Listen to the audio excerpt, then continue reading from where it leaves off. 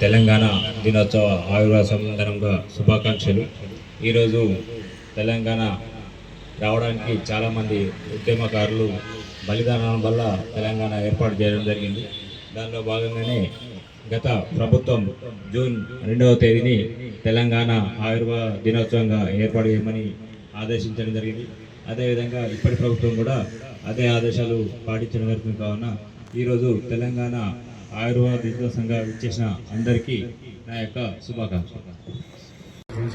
Chairman, vice chairman, మా పాలకవర్గం, నూతన వచ్చిన కమిషనర్ గారికి, అలాగే ఈరోజు జూన్ 2 అంటే మనకు ఆంధ్ర పాలకుల నుంచి మన తెలంగాణకు విముక్తి కలిగిన రోజు కాబట్టి 1200 మంది త్యాగాలకు ఈరోజే ఫలితం మనకు తెలంగాణ రాష్ట్ర ఆవిర్భావ దినోత్సవం.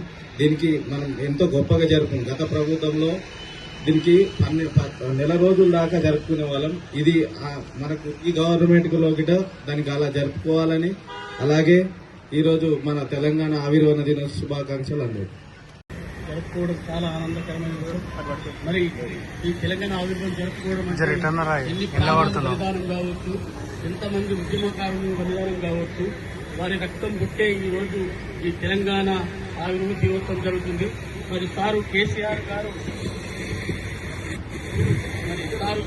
గారు ఎంత చేస్తే, ఎంత పోరాటం చేస్తే ఈ తెలంగాణ వచ్చిందో ప్రతి చిన్న పిల్లల నుంచి ముసలమ్మ వరకు అంతా తెలిసిందే. మరి ఆయన ప్రాణం పోయేదాకా కూడా పోరాటం చేస్తూ తెలంగాణను సాధించే దిశగా పోరాటం చేస్తుంది. మరి సారు ఈ రోజు ఎప్పటికీ కూడా అంత నిరంతరం తెలంగాణ ఉన్నన్ని రోజులు కూడా మన గాంధీ గారిని ఎట్లయితే గుర్తు చేసుకుంటామో, మన బాపూజీ లాగా మన కేసీఆర్ గారిని అంత నిరంతరం ఇప్పటికీ గుర్తించుకునే తగ్గట్టుగా ఈ తెలంగాణను తెచ్చిపెట్టిన ముద్దు బిడ్డ మన కేసీఆర్ గారు. మన ఆయన ఎప్పుడు స్మరించుకోవాలి. ఈ తెలంగాణ ఆవిర్భావ దినోత్సవం రోజు చాలా ఆనందకరమైన విషయం.